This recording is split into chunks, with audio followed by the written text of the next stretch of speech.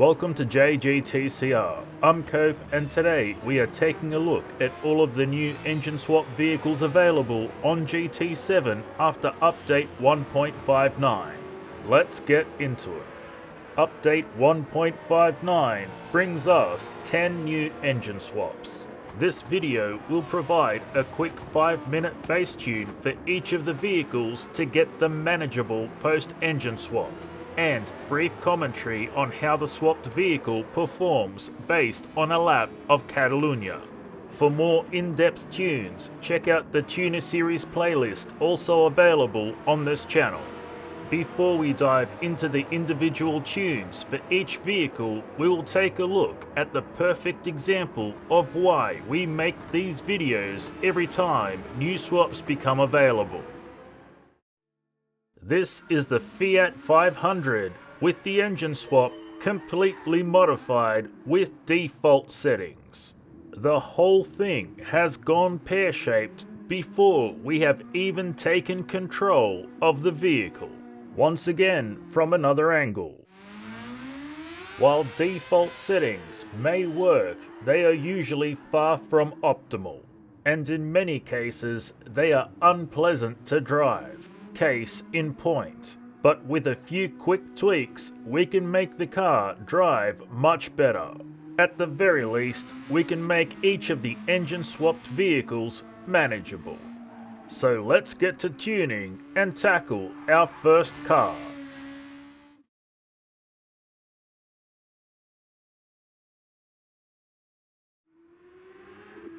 As we saw a moment ago, the Fiat 500 really struggles with the engine swap. Even the AI couldn't handle it or keep it on the road. Our tune has put a leash on it, but it is still trying to break free at every opportunity. And while it is manageable, it is not a good drive feel at all. While the suspension has been made considerably more firm, it is still wobbly-dobbly and all over the place. Even when settled into a corner, the rear and front are both trying to break loose at exactly the same time. So be prepared to go in and out of understeer at least 30 times per turn. There is far too much power for this tiny chassis to handle. The saving grace is that power delivery is relatively smooth, even though it does break traction frequently. While braking, this Fiat is just as wobbly as when accelerating and cornering, making it very hard to manage. We really don't need a crystal ball to know that this vehicle is going to be a headache when we inevitably have to tune it for the Nürburgring.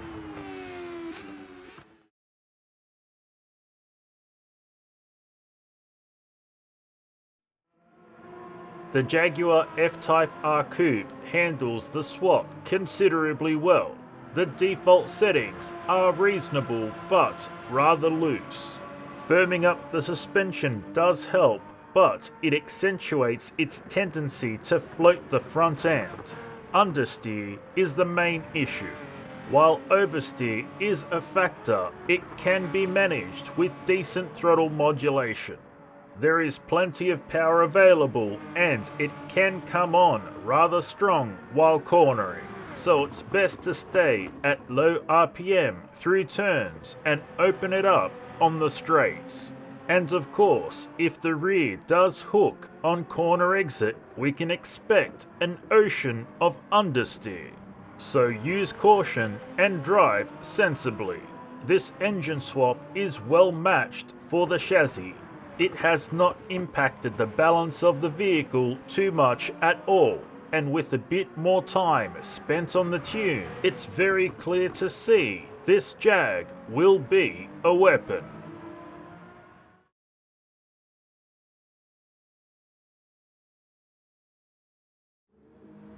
This Nissan Fairlady Z really struggles to put the power down to the ground with the engine swap. The tail end is very slippy indeed, and we will have to be very good on throttle management if we want to be quick and efficient on circuit.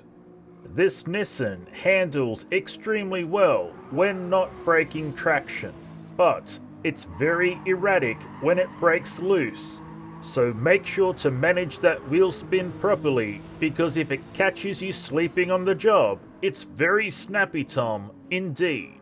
The brakes are horrendous. It takes eons to slow down, so ensure to brake extremely early to save from ending up in the sand trap. This engine swap ends up being just okay. It is far better to drive in real life than it is represented in GT7.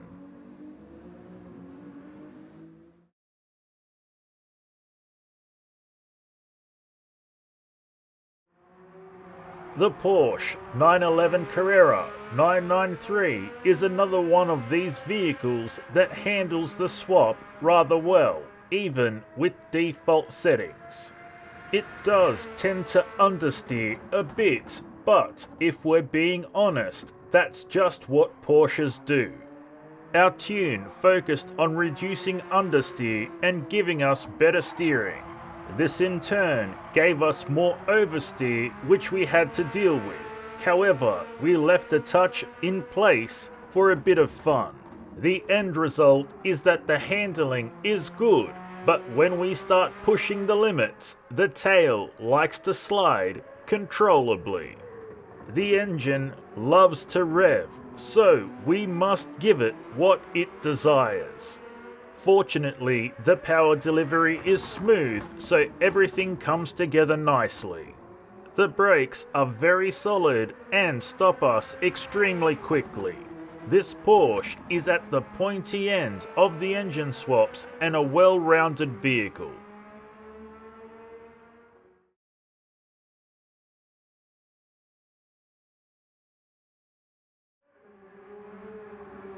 The Porsche Cayman GT4 handles the engine swap extremely well.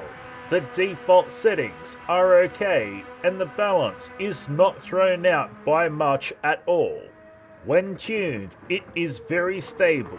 It turns well and responds to our inputs quickly and efficiently. The power available is good, with power delivery being a touch aggressive, but it's definitely manageable with throttle modulation. This is by far the best of the three Porsches receiving an engine swap in update 1.59 to GT7.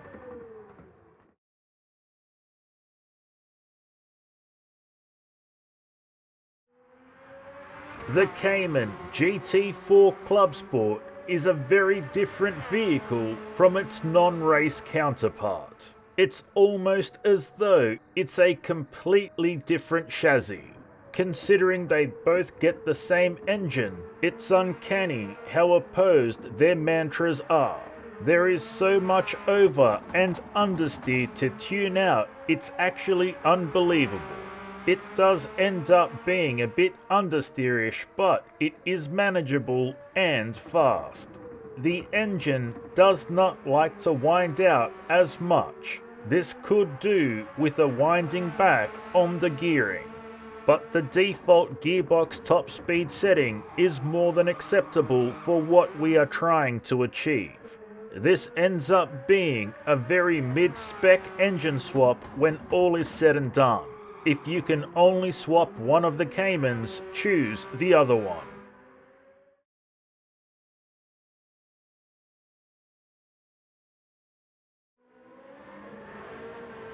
The engine swap had a fairly negative impact on the Radical. Without being tuned, it was very wobbly-doubly and suffered from understeer issues. The wobbles were so bad, they often took us off course. Post-tuning, the good thing is that we have lots of steering control even when heavy braking. The bad thing post-tuning is that we have lots of steering control even when heavy braking. The steering being too responsive is both a blessing and a curse. It means we can corner well, but it also means we can easily overdo the inputs and throw the car into a slide. The power and power delivery is the same story. We need a great deal of self-control and patience on the inputs if we want to drive well and fast. The radical SR3 SL is the most challenging drive from update 1.59.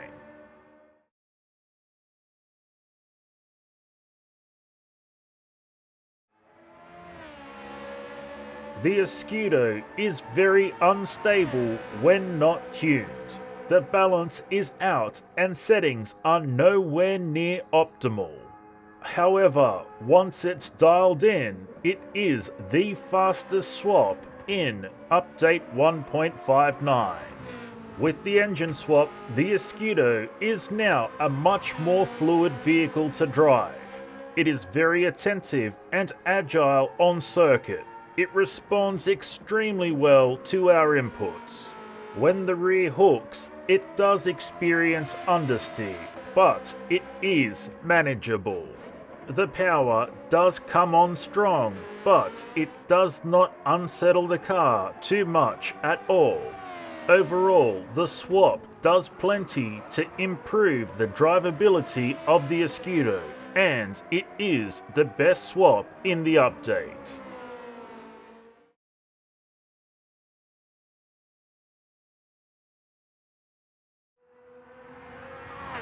The Toyota GR86 is the most fickle of the bunch we are tuning today. At every turn, it seems to change its mind on how it likes to be driven. This lack of predictability can make the 86 a chore to drive once we start pushing its limits. The power delivery is extremely aggressive, so we need a lot of ballast over the rear wheels to make it stable. However, the additional weight cuts both ways. It helps us get better traction from the rear end, but it also means it can be extremely snappy-tom when we lose and regain traction at the rear end. With the tune focused on maintaining rear traction, the front end does suffer from understeer.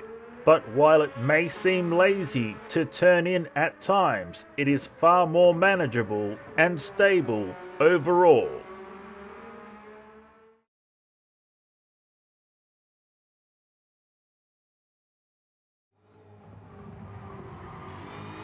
The Toyota Tundra is surprisingly fast for a huge tank. Naturally, it feels large, heavy, and cumbersome, but it does well being thrown around the track.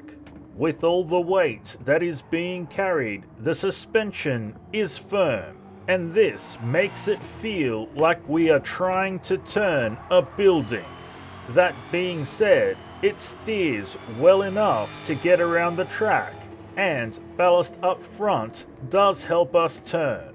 There is a lack of aero, and this means we have to use some unorthodox methods to get the results that we desire.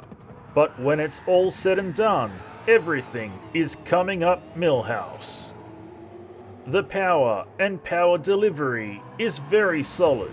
The weight helps keep wheel spin to a minimum, but all that power getting to the ground can make it difficult to turn at times. We will have to be patient and smooth on our throttle input to ensure we don't run wide on corner exits. When it all comes together nicely, the Tundra fights its way towards the front of the pack and is in fact faster than most of the other engine swap vehicles in update 1.59. Believe it or not. And there you have it, a quick base tune and rundown for each of the new engine swap vehicles on GT7 after update 1.59. May they tide you over until we get to do a deeper dive on each of these vehicles in the tuner series. There is plenty more work to do, but in a pinch, they should see you through. And that's all we have for you today, so until next time, keep racing!